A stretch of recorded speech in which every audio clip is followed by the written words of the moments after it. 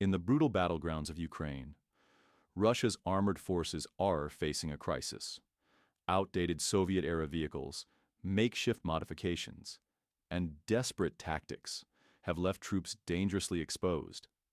But how did it come to this?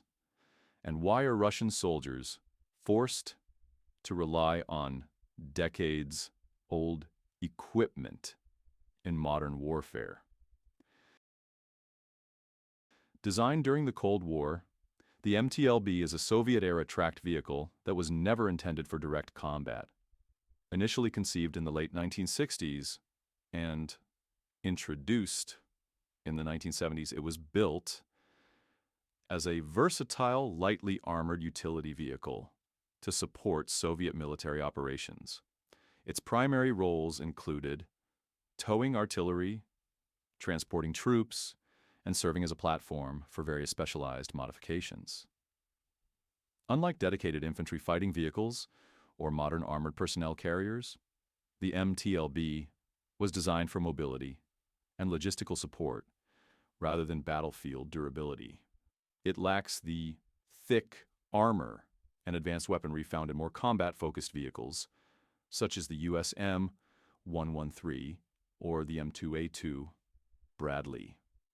However, due to significant losses of armored vehicles in ongoing conflicts, Russia has been forced to repurpose these outdated machines for frontline combat, highlighting the growing strain on its military resources.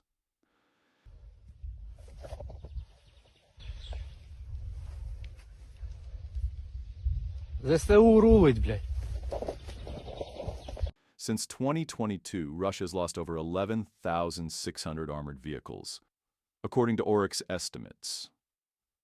With their industrial complex unable to keep up with demand, Russian forces have resorted to makeshift solutions, bolting welded booths onto MTLBs to create improvised troop carriers.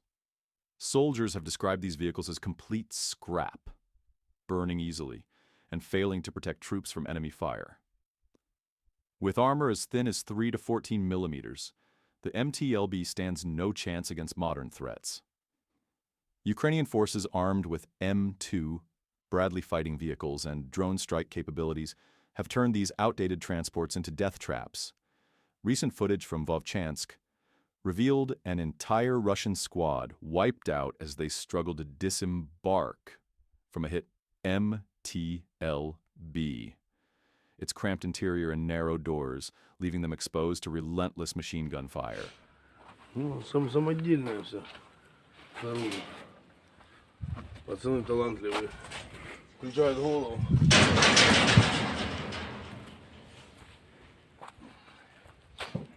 Так МТЛБ выглядит.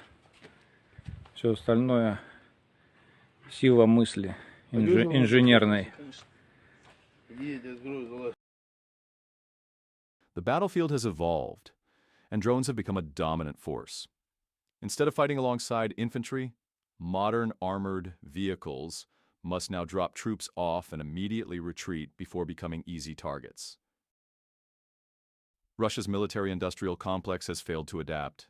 Ambitious projects like the Armata tank have drained resources, while practical solutions, like a reliable APC, remain absent.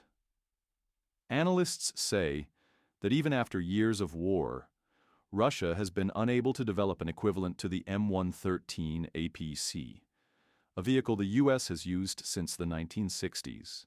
Russia's reliance on outdated and improvised equipment could prove disastrous. The MTLB's vulnerabilities are just one example of how modern warfare punishes those who fail to innovate.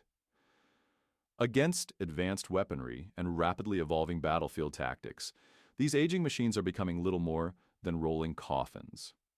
With mounting losses and no viable replacements in sight, the question remains, how long can Russia sustain these setbacks before its arsenal and ultimately its war effort begins to collapse? Занимается техническим оборудованием боевой техники.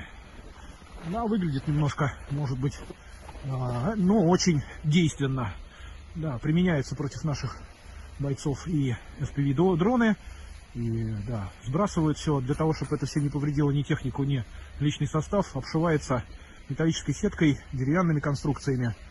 Да, для техники вес не добавляется сильно, а вот с точки зрения защиты, да, вот в таких вот полевых условиях мы сегодня это все дело наблюдаем. Вот, можете посмотреть.